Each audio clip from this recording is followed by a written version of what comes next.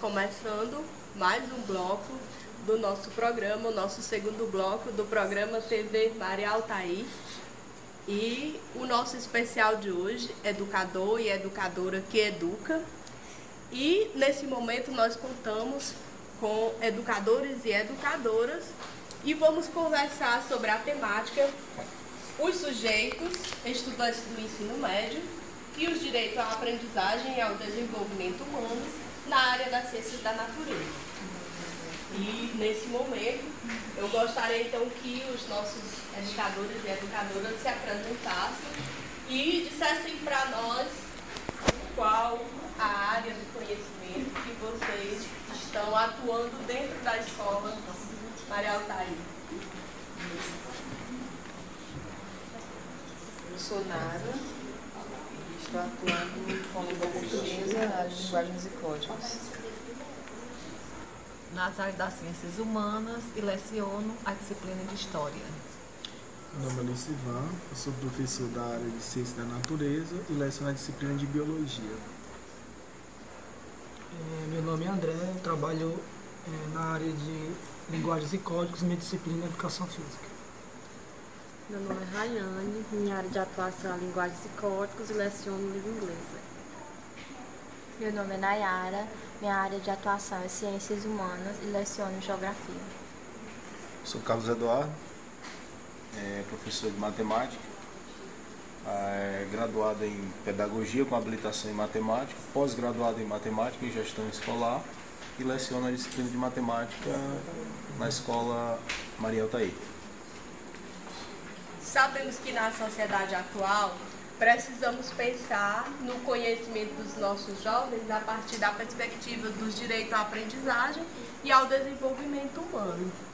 E conhecer o interesse e a necessidade dos jovens torna-se fundamental para a organização do trabalho pedagógico, que vai de encontro, às diretrizes curriculares nacionais do ensino médio, uma vez que estes jovens eles passam a se posicionarem como sujeitos dentro desse processo educativo e, portanto, portadores do direito desse conhecimento. Então, nessa perspectiva, eu gostaria de perguntar, então, à professora Nara, quando você vai planejar, no momento de planejar as metodologias para o trabalho em sala de aula, de que forma você está atendendo as dimensões do trabalho, da ciência, da tecnologia e da cultura? Trabalhar com nossos alunos há uma facilidade, que nós temos mais recursos e ao mesmo tempo faltam os recursos. A gente deve levar em consideração os dois fatores, Em alguns momentos nós temos muitos recursos e outros não. Mas o que devemos levar realmente em consideração é a realidade do nosso aluno. Partirmos da realidade dele. E não enfeitar demais, na minha opinião, é isso que eu procuro fazer, enfeitar muito, criar muito e não satisfazê-los. Então, na hora de planejar as aulas, eu procuro utilizar diversos meios, diversas metodologias, mas sempre partindo de algo que seja mais acessível a eles, que eles tenham realmente conhecimento de como utilizar, para que utilizar ou por que utilizar. A importância de estar trazendo esse conhecimento da realidade ou se apropriando da realidade dos nossos jovens para que esse conhecimento ele possa chegar mais próximo. E então vou perguntar ao professor Carlos Eduardo, na sua opinião, como os conhecimentos de biologia, física e química têm alcançado o seu papel social de olhar a realidade e de proporcionar intervenções na vida dos nossos educandos? Olha, o conhecimento científico, principalmente no que diz respeito às disciplinas de biologia, química e física, eles precisam ser encharcados dentro do contexto social, E ao encharcar, é preciso que, ao ser inserido dentro da realidade do aluno, faça-se uma contextualização que vá de um papel social, político, filosófico, histórico, econômico e religioso. Para que assim dê-se sentido ao aprendizado científico, né? Porque, como já foi mencionado agora há pouco pela colega, o aluno pode ter acesso a essas informações de N maneiras aí pelos recursos tecnológicos disponíveis, né? Então, o papel da escola nesse sentido é evitar o acúmulo de informações e memorizações por parte dos alunos, né? Fazendo com que esses alunos sejam protagonistas desse espaço que serão por eles modificados, né? Então, acho que aí é que está o grande papel da escola. Articular, né? Encharcar, o termo encharcar é inserir nesse contexto da realidade essas disciplinas, sempre levando em conta que tudo que se faz é ciência, né? A ciência ela está presente desde os fenômenos naturais aos fenômenos sociais. Então a ciência ela precisa ser abordada dentro desse contexto, em que se leve em conta a questão, o papel social, o papel político, o papel econômico e até o papel religioso dentro da história do contexto social que essas disciplinas precisam ser desenvolvidas. E sempre levando em conta algo que o aluno vivencie, a realidade em que ele está inserido, né? Acho que é mais ou menos nessa linha que nós temos que trabalhar. E aí a missão do professor é estimular esses jovens a esse desenvolvimento, né? A tarefa da escola é isso. Não existe ciência pronta. O aluno precisa interpretá-la, né? Independentemente de uma questão científica, na área científica ou em qualquer outra área do conhecimento. Ou seja, nós precisamos ensinar os nossos jovens a pensar. É isso que a escola precisa. O professor Carlos Eduardo traz, né, uma questão que é fundamental nos dias de hoje, né, que é ajudar os nossos jovens a pensar, né, estimular os nossos jovens a pensar, a refletir, a olhar a realidade em que está inserido para gerar novos conhecimentos, né? E a pergunta então para a professora Áurea: de que forma as suas aulas elas têm garantido aos educandos e educandas esse estímulo à reflexão, à busca de novos conhecimentos? Porque, como já foi falado anteriormente, nós, educadores, precisamos sempre estar atentos aos interesses e às necessidades dos nossos educandos. A partir do momento que eu contextualizo mais o conteúdo que eu estou aplicando naquele momento com a realidade do aluno, ele aprende a ter mais gosto pelaquela aula, pelaquele conteúdo. Porque, como diz um ditado, a gente não gosta daquilo que a gente não conhece. Aquilo que a gente conhece, a gente gosta muito mais. A gente só ama aquilo que a gente conhece. Então, a partir do momento que o professor ele tem essa preocupação de levar até o seu aluno a realidade dele, fica mais fácil do aluno captar a aprendizagem. E não só memorizar o conteúdo. Porque assim, a gente está vendo muito isso. O texto que a gente leu, ele fala um pouco sobre isso.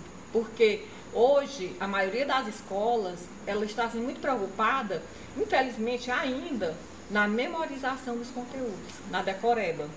E a gente tem que acabar, urgência do ensino, ele acabar essa educação tradicional. Procurar inovar esse processo educativo. Que nos leva só acrescentando um pouco, a questão nós precisamos recriar a educação, né? Reinventar a escola. E para isso a gente tem que realmente vestir a camisa e não como se diz assim, vestir a camisa e não ter medo do novo. Porque como a professora Áurea falava, nosso grande problema é trabalhar com o novo. E o nosso medo do novo é muito grande.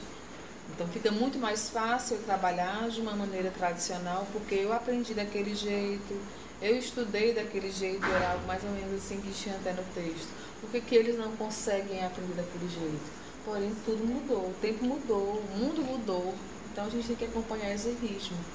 Como até na educação dos nossos filhos. Como é que eu vou educar minha filha como eu fui educada? As coisas mudaram. Às vezes, esse teu método tradicional, ele é questionado pelo avanço das tecnologias, né? Então, às vezes, você aborda um tema de forma tradicional na sala e o aluno ele pesquisou, ele viu numa reportagem, ele viu no próprio celular, ao navegar pela internet, que aquele conteúdo ele já pode ser abordado de uma maneira contextualizada, né? E se você partiu para o processo tradicional, se você não tiver preparado, se você não se adequar a essa realidade, você corre o risco de fazer com que o teu trabalho não tenha o significado esperado pelo aluno, né? Então você precisa uma constante atualização desse novo. A gente precisa realmente inovar, né? O inovar aí é a questão da atualização que todos nós, educadores, precisamos estar atentos ao mundo. Às vezes os nossos alunos eles trazem muito mais informações do que mesmo nós acerca de assuntos que nós vamos abordar na sala de aula. E se nós formos trabalhar de acordo com a DCN, nós temos que observar as várias dimensões requisitadas, né? Que é a cultura, a tecnologia e o trabalho. Então, diante dessas dimensões, a disciplina, o professor ele tem que se atualizar. Professor Lucivan, gostaria de complementar. Só complementando o que a Nara e o professor Carlos Eduardo falou, a questão do tradicional, porque antigamente os professores eram o detentor do conhecimento, hoje não. Os alunos têm aí aliado a tecnologia, a informática, né, que eles muitas vezes buscam conhecimento que muitas vezes nós não temos. E aí cada um traz na sua fala, né, a sociedade atual, a tecnologia, né, e as inúmeras diversidades que a gente encontra dentro da nossa escola, né? Então, como considerar tudo isso, né? São muitas coisas, são muitas ações que precisam ser feitas para se atender, né, à nossa diversidade. Então, a pergunta para a professora Nayara ao preparar suas aulas, como você tem considerado essa diversidade étnica, cultural, sexual, de gênero, que você com certeza encontra inúmeras dentro do espaço da sala de aula, dentro da escola? Na contextualização desses aspectos, nós com certeza não podemos deixar de lado a atualização e a tecnologia. Porque hoje, mesmo que nós não abordamos alguns temas em sala de aula, mas eles têm contato com esses temas, né? E aí, quando um aluno te indagar como você vai responder, como é que você vai considerar a sua disciplina diante de um contexto tão vasto, realmente esclarecer, porque hoje eles são detentores do conhecimento e não é mais nós.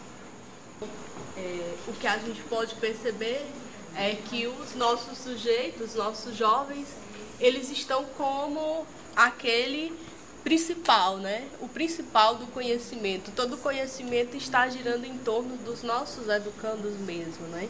Então, ao professor Silon, como você tem ou pode trabalhar para que o educando, seja o principal sujeito do ensino, a aprendizagem? Como você vê essa questão? De certa forma, dando a oportunidade de eles também criarem, né, inventarem diante das aulas, não ser apenas o professor que dita regras, não é isso? Mas que eles possam também participar, né, no planejamento de uma aula, dando a opinião de como deveria ser essa aula, não é isso? Para que ela seja mais dinamizada, né, e seja mais prazerosa, e com isso torne-se um ensino mais prazeroso para eles, não é isso? Que quando o ensino proporciona isso, eles conseguem se concentrar mais, não é isso? Valorizar mais o ensino, não é isso? Valorizar também o professor em si, daquela disciplina que está trabalhando com eles.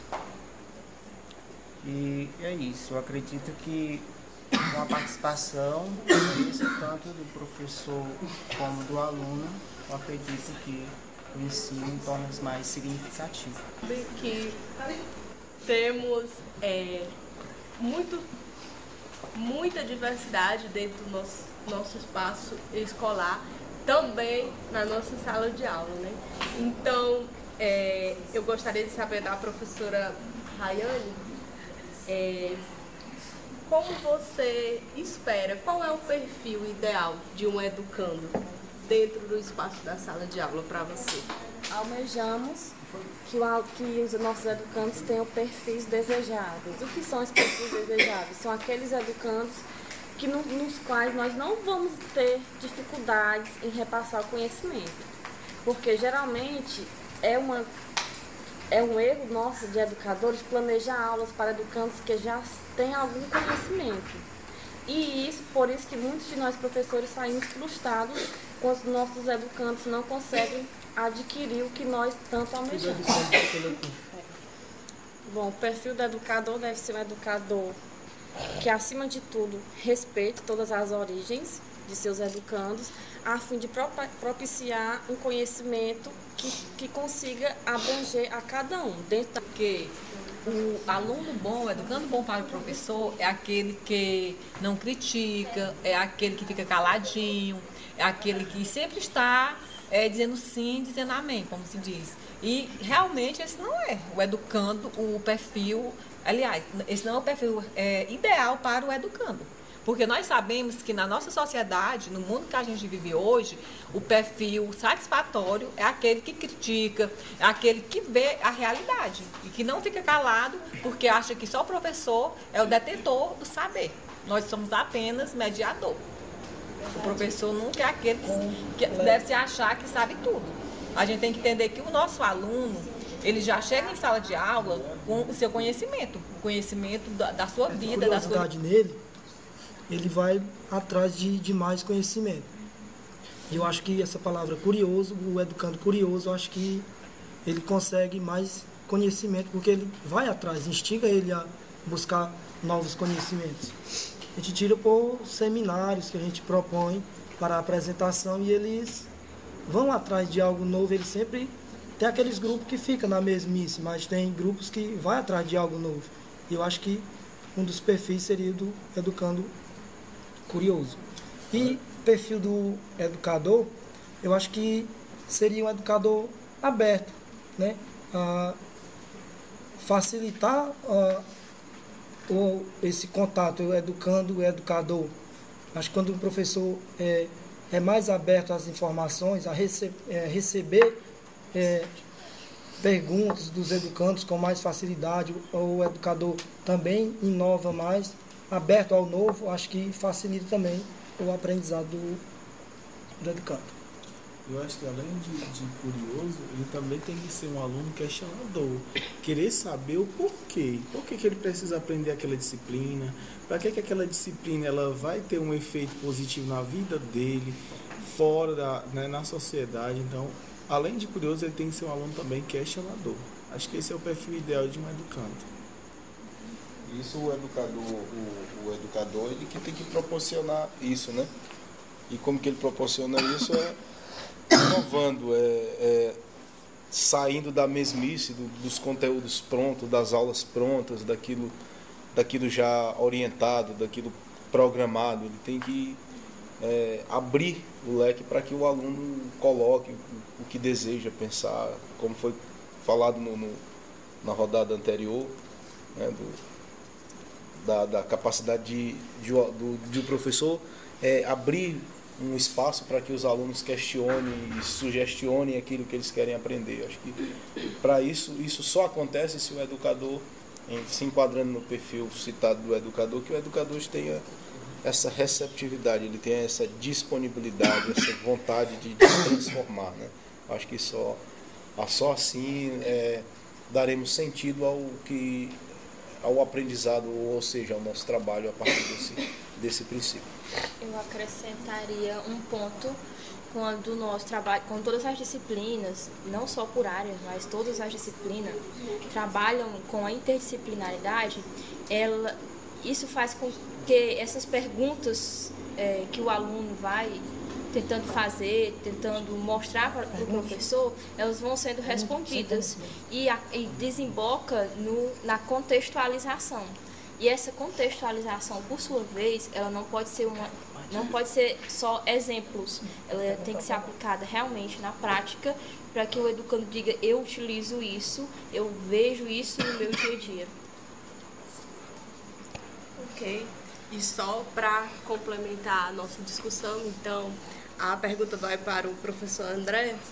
Que estratégias estão sendo utilizadas em suas aulas para que as mesmas não sejam apenas aulas expositivas? Na minha área se torna fácil, digamos assim, sair um pouco da exposição, porque eu gosto muito de trabalhar com uma prática. E eu acho que na prática há um conhecimento maior dos educandos do que eu apenas falar lá dentro da sala de aula. É fácil eu falar, por exemplo, sobre o conteúdo do voleibol, né?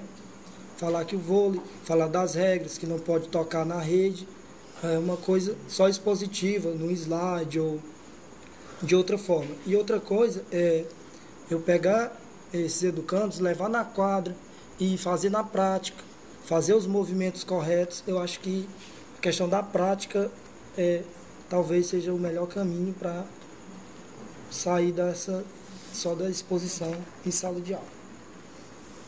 Ok. Para finalizar a nossa rodada de conversa dessa noite, eu gostaria de perguntar ao professor Lucivano de que forma as disciplinas das ciências da natureza têm realizado um trabalho de maneira integrada. Então, como a professora Nayane já tinha citado no primeiro bloco, né, a questão dos nossos HTPCs, que a gente tenta de uma maneira contextualizar a área da ciência da natureza. Por exemplo, na química, né, quando eu estou trabalhando na bioquímica, ela já trabalha as ligações químicas, então tem essa interdisciplinaridade que acaba que o que ela fala em sala, eu também estou falando, e há uma construção do conhecimento do aluno mais satisfatória. Por quê? Porque ele vê que a biologia, a ciência da natureza, a biologia ela não é diferente da química, nem da matemática. Então essa interdisciplinaridade, esse trabalho que a gente vem desenvolvendo no nosso HTPC, que é um momento riquíssimo tanto de aprendizagem como troca de informações. Então, para finalizar esse bloco, essa rodada, onde cada um foi colocando a importância das ciências da natureza e como ela tem sido trabalhada, discutida, desenvolvida dentro da Escola Maria Altair, gostaria de agradecer aos nossos educadores e educadoras, deixar para quem quiser colocar alguma proposta ou algo novo que queira acrescentar. Eu quero fazer só uma observação. Quando eu falei em relação a partir da realidade do próprio aluno, eu lembro muito da nossa coordenadora falar que a gente tem que deixar a filosofia do livro, tudo ser em função do livro, livro e livro. E eu me reporto a isso porque na realidade que nós vivemos, eu já estive com um menino, uma criança, semi-alfabetizada, já alfabetizada, e ela tinha todo o conhecimento, ela sabia o que era um esquilo, o que era praia, o que era tudo isso, e nunca tinha andado. E quando nós citamos o pré-A, que era da nossa região, ele não sabia o que era um pré-A. Então significa o quê? Que nós estamos trabalhando uma realidade totalmente diferente da nossa, né? Então fica aquela coisa realmente utópica, ou então, que eu não sei o que é isso, um pré-A foi algo surpreendente para ele. Aí por isso, mais uma vez, eu gostaria de reforçar a questão de partir da realidade dos nossos alunos, fazer eles conhecer realmente para que serve cada uma daquelas coisinhas que estão na casa deles. Só complementando aqui o que a Nara falou, realmente, nas escolas está faltando muito isso, talvez. Assim, a nossa... como se diz? A nossa deficiência no ensino seja a partir daí, da gente repensar, de trabalhar mais em sala, a realidade do nosso aluno. Talvez esteja faltando, né? A falta da relação dos conteúdos com a realidade deles, para que a gente tenha êxito, para que realmente essa aprendizagem aconteça de forma positiva. Então finalizamos mais um programa TV Marial está aí agradecendo a participação dos nossos educadores e educadoras. Até o próximo encontro. Boa noite.